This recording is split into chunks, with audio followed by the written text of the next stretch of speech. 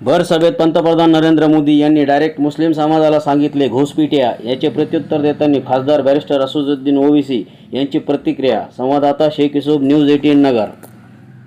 और पहले जब उनकी सरकार थी उन्होंने कहा था कि देश की संपत्ति पर पहला अधिकार मुसलमानों का है. इसका मतलब ये संपत्ति इकट्ठी करके किसको बांटेंगे? जिनके ज्यादा बच्चे हैं उनको बांटेंगे, घुसपैठियों को बांटेंगे. क्या आपकी मेहनत की कमाई का पैसा घुसपैठियों को दिया जाएगा? ये कांग्रेस का मैनिफेस्टो कह रहा है कि वो माताओं बहनों का सोने का हिसाब करेंगे, उसकी जड़ती करेंगे, जानकारी लेंगे और फिर उस संपत्ति को बांट देंगे और उनको बांटेंगे जिनको मनमोहन सिंह जी की सरकार ने कहा था कि संपत्ति पर पहला अधिकार मुसलमानों का है.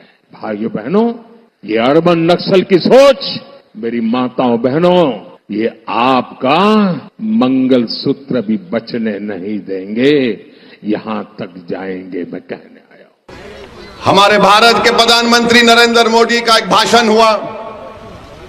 नरेंद्र मोदी ने कोई नई बात नहीं कही, हमेशा कहते हैं, आज भी कह दिया उन्होंने क्या कहा कि मुसलमान बच्चे बहुत पैदा करते हैं. अब हम आपको मोदी जी की इस भाषण का पोस्टमार्टम करते हैं.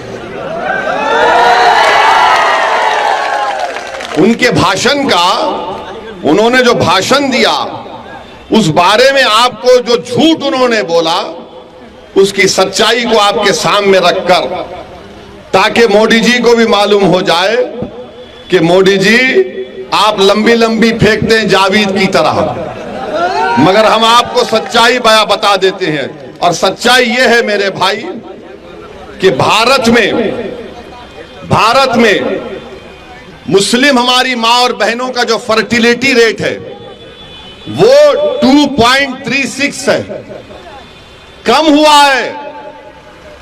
माने जो बच्चे पैदा कर रहे हैं मुसलमान वो कम हुआ है.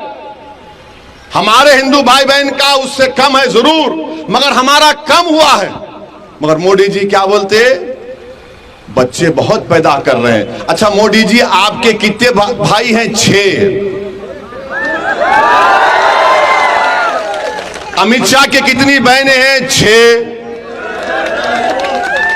रविशंकर प्रसाद के कितने भाई बहन? 7. मगर इन सबको नजर आता मुसलमान बच्चे बहुत पैदा कर रहा है. ये एक गवर्नमेंट का डेटा बता रहे, फर्टिलिटी रेट 2.36. अब आप इस पे आ जाइए. दूसरा उन्होंने कहा कि यहां पर घुसपैठी हैं.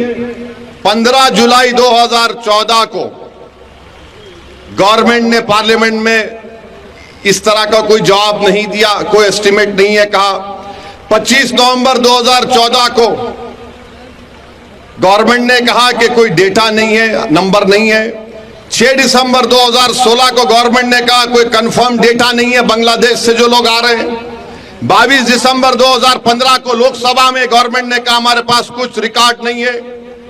21 मार्च 2017 को मोदी सरकार ने कहा कि डेटा अवेलेबल नहीं है.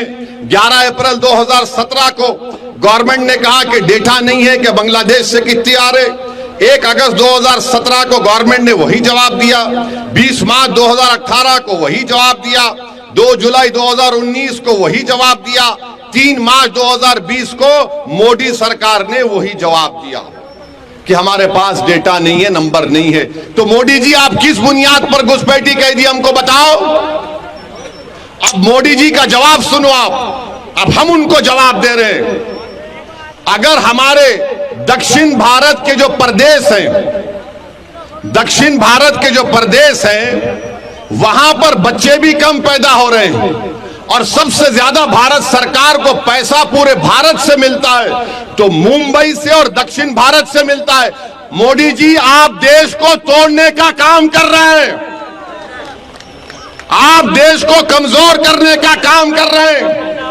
अगर दक्षिण भारत के लोग बोलना शुरू कर दें कि हमारे पास पार्लियामेंट की सीट कम है, हम बच्चे भी कम पैदा कर रहे हैं, पैसे भी ज्यादा दे रहे हैं, तो तुम क्या जवाब दोगे भारत के प्रधानमंत्री? बताओ हमको,